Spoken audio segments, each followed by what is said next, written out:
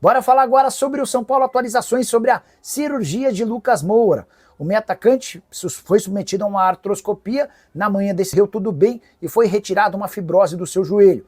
Por que houve a necessidade dessa intervenção?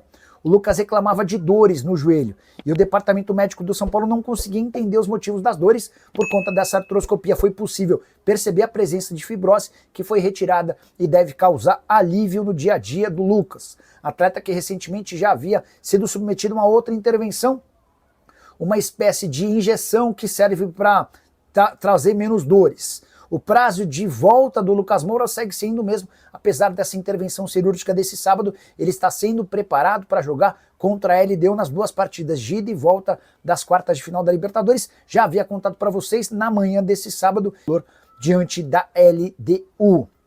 Hora de fechar o vídeo para falar sobre Pedro Rocha. O atacante que é artilheiro da Série B do Campeonato Brasileiro está na mira do São Paulo. O tricolor não conseguiu avançar em relação a Marcelo Rian, centroavante brasileiro que joga no time japonês. Contei para vocês sobre essa dificuldade no vídeo no início da tarde dessa sexta-feira. Até por isso, o tricolor continua buscando alternativas. Se pintou o nome do Pedro Rocha. Vocês lembram dele? Jogador que já passou por vários clubes grandes, hoje com 30 anos de idade, defende o Remo, um dos times que lutam pelo acesso na Série B do Brasileiro. Os números do Pedro Rocha na Série B são ótimos, 21 partidas, 10 gols e 3 assistências na temporada, 33 jogos, 14 gols e 4 assistências. Ele está no Remo desde o início do ano e foi contratado pelo Marcos Braz.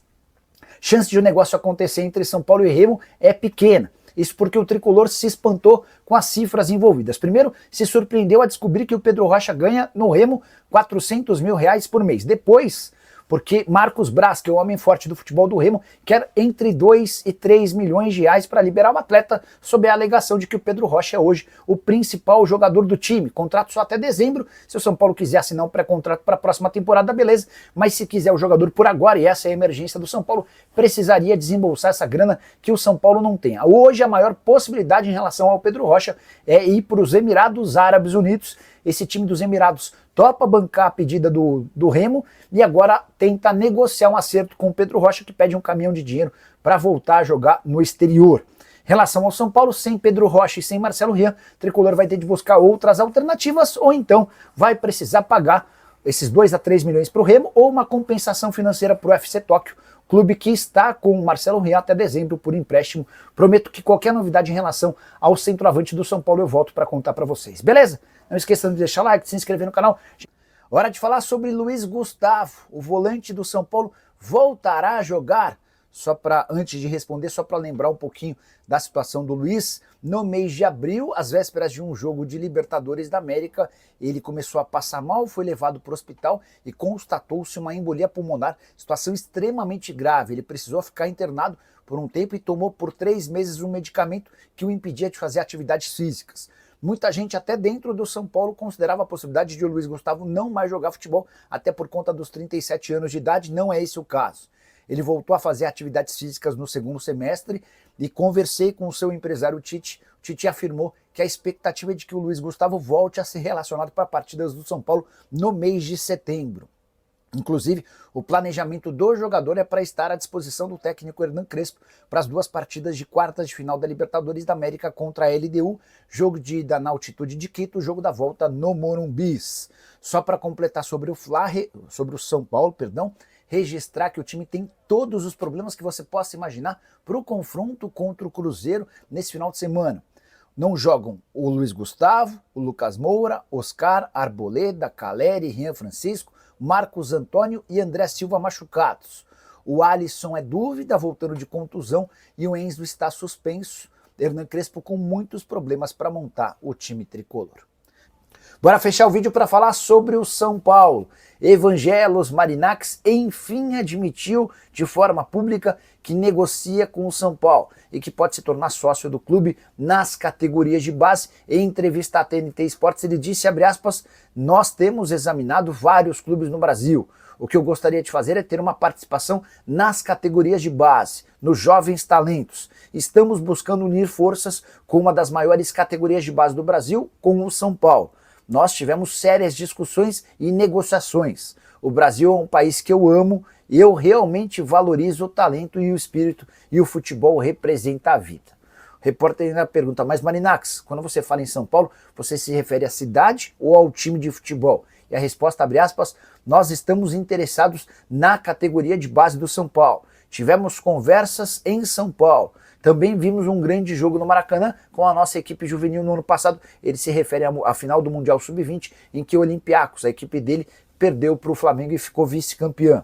Aí o Marinax completa, como eu disse, eu não posso dar muitos detalhes agora, mas o Brasil é um país que nós queremos investir.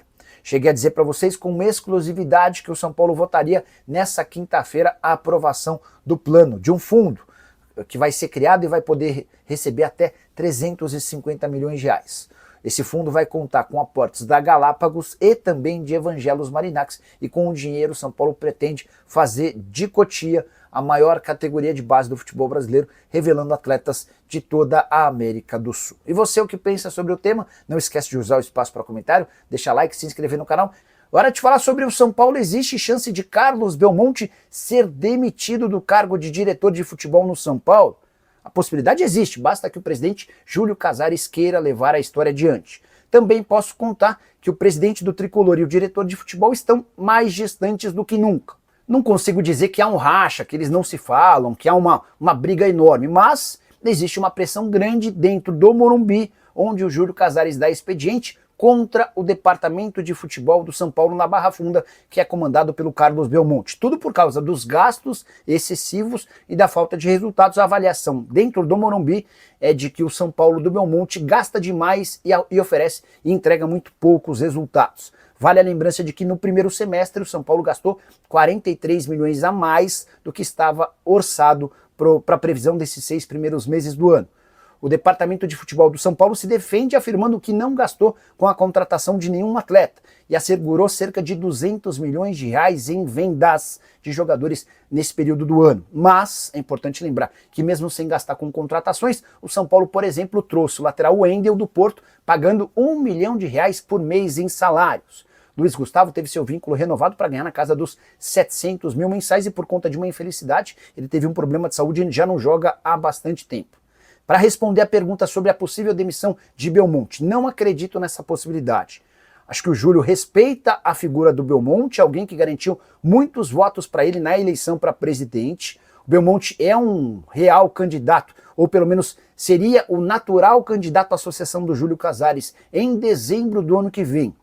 E essa talvez seja a única possibilidade de o Belmonte acabar demitido se houver um estremecimento muito grande entre o Júlio e o Belmonte a partir do momento em que o Júlio indicar um outro candidato que não o atual diretor de futebol. Na teoria, o Belmonte seria esse homem a ser lançado. Se ele perceber que o Casares não vai apoiá-lo, aí sim pode ser que esse racha se torne tão grande que determine a saída do Belmonte. Mas eu acho mais fácil o Belmonte pedir para deixar o São Paulo do que o Júlio Casares demitir. A tendência é que a pasta continue sendo comandada pelo dirigente, que é bastante querido, especialmente por jogadores de futebol.